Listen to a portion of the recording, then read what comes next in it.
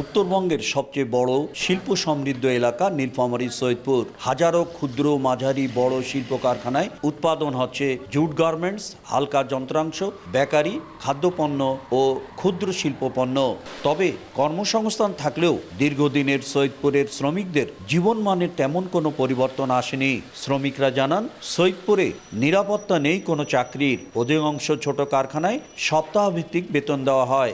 8 ঘন্টার জায়গায় কাজ করতে হয় 10 থেকে 12 ঘন্টা।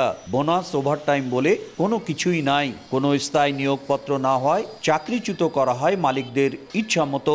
শ্রম আইনের কিছুই মানা হয় না এখানকার কারখানাগুলোতে।